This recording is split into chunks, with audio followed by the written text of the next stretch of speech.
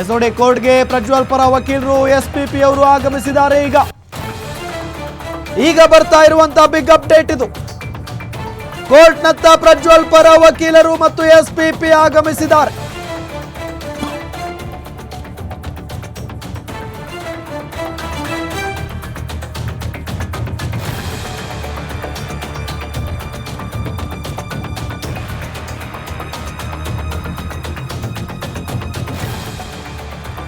ಇನ್ನೇನು ಕೆಲವು ಕ್ಷಣಗಳಲ್ಲಿ ಶಿಕ್ಷೆಯ ಪ್ರಮಾಣದ ತೀರ್ಪು ಬರುತ್ತೆ. ಎಷ್ಟು ವರ್ಷಗಳ ಕಾಲ ಶಿಕ್ಷೆ ವಿಧಿಸಲಾಗುತ್ತೆ ಹಾಗಾದ್ರೆ ಪ್ರಜ್ವಲ್ ರೇವಣ್ಣಗೆ? ಪ್ರಜ್ವಲ್ಗೆ 10 ವರ್ಷ ಜೈಲ, ಜೀವಾವಧಿ ಶಿಕ್ಷಣ. ಈಗ ಕೋರ್ಟ್ಗೆ ಪ್ರಜ್ವಲ್ ಪರ ವಕೀಲರು ಬಂದಿದ್ದಾರೆ, ಎಸ್ಪಿಪಿ ಆಗಮಿಸಿದ್ದಾರೆ ಅನ್ನೋದು ಗೊತ್ತಾಗ್ತಾ ಇರುವಂತಹ ಬಿಗ್ ಅಪ್ಡೇಟ್. ಸಂತೋಷ್ ಗಜಾನನ್ ಭಟ್ ನ್ಯಾಯಾಧೀಶರು ಇವತ್ತು ಅಂದ್ರೆ ನಿನ್ನೆನೆ ದೋಷಿ ಅಂತ ಹೇಳಿ ಆದೇಶವನ್ನ ಹೊರಡಿಸಿದ್ದಾರೆ, ತೀರ್ಪನ್ನ ಪ್ರಕಟಿಸಿದ್ದಾರೆ. ಇವತ್ತು ಶಿಕ್ಷೆಯ ಪ್ರಮಾಣವನ್ನ ಕೂಡ ಪ್ರಕಟಿಸಲಿದ್ದಾರೆ. ಅದು 10 ವರ್ಷ ಆಗಬಹುದು, ಇಲ್ಲ ಜೀವಾವಧಿ ಶಿಕ್ಷೆನೇ ಆಗಬಹುದು. ಕನಿಷ್ಠ ತೀರ್ಪಿನ ನಿರೀಕ್ಷೆಯಲ್ಲಿದ್ದಾರೆ ರೇವಣ್ಣ ಮತ್ತು ಭವಾನಿ. ಕೋರ್ಟ್ಗೆ ಪ್ರಜ್ವಲ್ ಪರ ವಕೀಲರು ಎಸ್ಪಿಪಿ ಆಗಮಿಸಿದ್ದಾರೆ. ಕೋರ್ಟ್ ತೀರ್ಪಿನತ್ತ ರೇವಣ್ಣ ಕುಟುಂಬಸ್ಥರ ಚಿತ್ತ ಇದೆ. ಕನಿಷ್ಠ ತೀರ್ಪಿನ ನಿರೀಕ್ಷೆಯಲ್ಲಿರುವಂತ ರೇವಣ್ಣ ಮತ್ತು ಭವಾನಿ ಬೆಳಗ್ಗೆಯಿಂದಲೇ ಮನೆಯಲ್ಲೇ ಇದ್ದಾರೆ. ರೇವಣ್ಣ ದಂಪತಿ ಎಲ್ಲೂ ಹೋಗಿಲ್ಲ. ಎಲ್ಲೂ ಹೋಗಿ ಮುಖ ಹೆಂಗಿರುತ್ತೆ?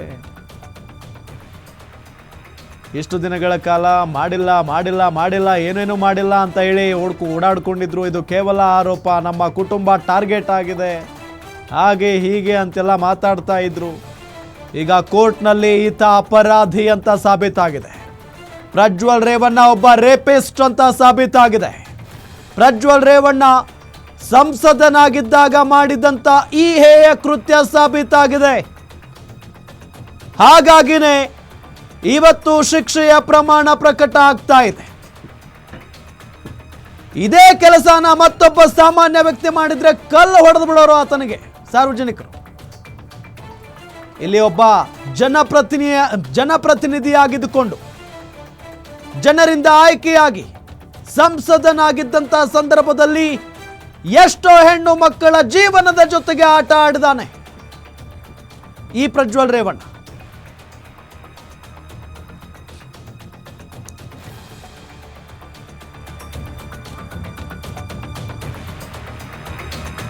ಕೋರ್ಟ್ ತೀರ್ಪಿನತ್ತ ರೇವಣ್ಣ ಕುಟುಂಬಸ್ಥರ ಚಿತ್ತ ಇದೆ. ಈಗ ಜೀವಾವಧಿ ಶಿಕ್ಷೆಗೆ ಸರ್ಕಾರಿ ವಕೀಲರು ಮನವಿ ಮಾಡಿಕೊಂಡಿದ್ದಾರೆ.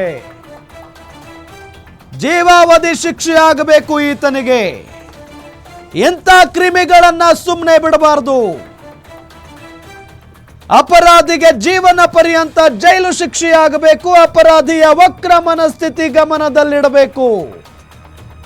ಕಠಿಣ ಶಿಕ್ಷೆ ನೀಡಿ ಸಮಾಜಕ್ಕೆ ಸಂದೇಶವನ್ನ ನೀಡಬೇಕು. ಹಣ ಅಧಿಕಾರ ಇರುವ ಇವರಿಗೆ ಕಡಿಮೆ ಶಿಕ್ಷೆ ಆಗಬಾರದು. ಸರ್ಕಾರಿ ವಕೀಲರ ವಾದ ಇದು. ಪ್ರಜ್ವಲ್ಗೆ ಮನುಷ್ಯರ ರೀತಿಯ ಮನಸ್ಥಿತಿಯೇ ಇಲ್ಲ. ಆರೋಪಿ ಬಗ್ಗೆ ಯಾವುದೇ ಕನಿಕರವನ್ನ ತೋರಿಸಬಾರದು ನ್ಯಾಯಾಲಯ. ಅಪರಾಧಿಗೆ 10 ವರ್ಷಕ್ಕಿಂತ ಹೆಚ್ಚು ಶಿಕ್ಷೆ ಆಗಬೇಕು. ಜೀವಾವಧಿ ಶಿಕ್ಷೆ ವಿಧಿಸಲು ಇದು ಅತ್ಯಂತ ಫಿಟ್ ಆದಂತಹ ಕೇಸ್. ಇಂತಹ ಕೇಸ್ನಲ್ಲಿ ಜೀವಾವಧಿ ಶಿಕ್ಷೆಯನ್ನೇ ವಿಧಿಸಬೇಕು ಅನ್ನೋ ನಿಟ್ಟಿನಲ್ಲಿ ವಾದವನ್ನ ಮಂಡನೆ ಮಾಡಿದ್ದಾರೆ ಸರ್ಕಾರಿ ವಕೀಲರು. ಇನ್ನು ಎಸ್ಪಿಪಿ ಅಶೋಕ್ ನಾಯಕ್ ಅವರು ವಾದವನ್ನ ಮಾಡಿದ್ದಾರೆ. ಮತ್ತೊಬ್ರು, ಸಂಸದರೇ ಇಂತಹ ಕೃತ್ಯ ಎಸಗಿದಾಗ ಗರಿಷ್ಠ ಶಿಕ್ಷೆ ಆಗಬೇಕು. ರಾಜಕಾರಣಿಯಾಗಿ ಕಿರಿಯ ವಯಸ್ಸಲ್ಲೇ ಸಂಸದನಾಗಿದ್ದ ಈ ಪ್ರಜ್ವಲ್ ರೇವಣ್ಣ ಜನ ಆಯ್ಕೆ ಮಾಡಿದ್ಯಾಕೆ? ಈತ ಮಾಡಿದ್ದೇನು? ಈತನಿಗೆ ವಿಧಿಸೋ ಶಿಕ್ಷೆ ಸಮಾಜಕ್ಕೆ ಸಂದೇಶವಾಗಬೇಕು. ಪ್ರಜ್ವಲ್ ರೇವಣ್ಣ ಬಡವ ಅಲ್ಲ, ಈತ ಕರೋಡ್ಪತಿಯಾಗಿದ್ದಾನೆ, ಕೋಟ್ಯಾಧಿಪತಿಯಾಗಿದ್ದಾನೆ. ಜೀವಾವಧಿ ಶಿಕ್ಷೆ ಜೊತೆಗೆ ಅತಿ ಹೆಚ್ಚು ದಂಡವನ್ನ ವಿಧಿಸಬೇಕು. ಸೆಕ್ಷನ್ 357 ಅಡಿ ದೊಡ್ಡ ಮಟ್ಟದ ದಂಡವನ್ನ ವಿಧಿಸಬೇಕು. ವಿಡಿಯೋ ವೈರಲ್ ಆಗಿ ಸಂತ್ರಸ್ತೆ ಎಲ್ಲೂ ಕೆಲಸಕ್ಕೆ ಹೋಗದಂತಾಗಿದೆ. ವಿಡಿಯೋ ವೈರಲ್ ಆಗಿದ್ರಿಂದ ಪಾಪ ಸಂತ್ರಸ್ತೆ ಮನೆ ಬಿಟ್ಟು ಹೊರಗಡೆ ಬರದಂತ ಪರಿಸ್ಥಿತಿ. 101 ಮಾತುಗಳನ್ನು ಕೇಳಿಸ್ಕೊಳ್ಬೇಕಾಕೆ.